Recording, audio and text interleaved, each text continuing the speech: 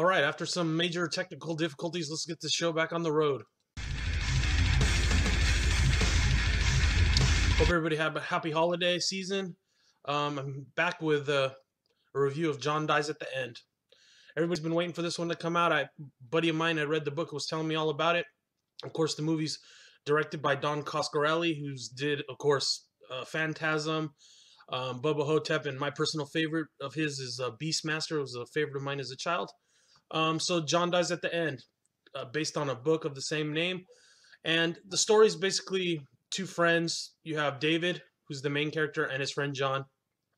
They get exposed to this drug called soy sauce. And basically by exposing themselves to the drug, they're able to see a whole nother dimension that's going on around us.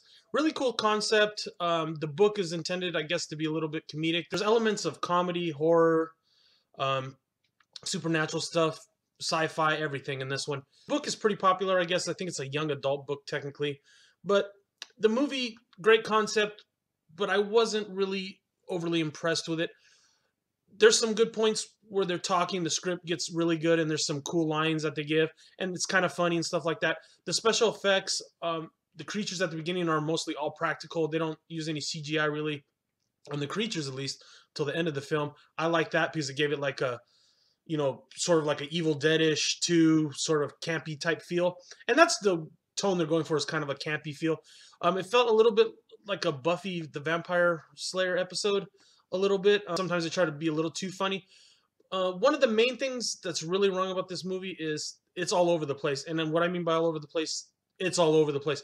The acting's kind of all over the place. You got Paul Giamatti in there, and he's really underused. He's a, great role in the film, but he's not really in it that much. The two main characters, the acting is kind of hit or miss a little bit. And that's just the basic feel of the whole film. Some of the creature stuff looks kind of cool. Some of it looks just really campy.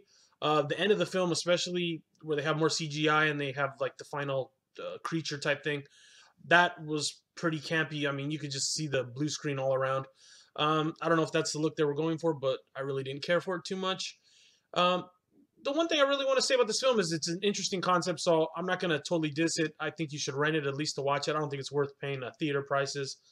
Just rent it, check it out. It's at least worth watching because of the concept. The one thing I really wanted to say was that I would have liked to seen this material in the hands of a better, probably, director. I don't, want to cap on Don Coscarelli fans, but I would have liked to have seen like David Fincher do this material, like pretty straight up, with the cross-dimensional stuff. Maybe David Cronenberg.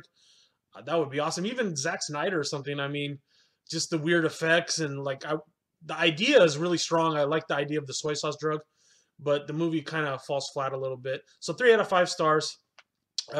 Definitely worth checking out, especially if you like the book. Not that bad because it's a little bit different than your normal horror, sci-fi type stuff that's out there. So if you've seen the film, let me know what you thought about it below.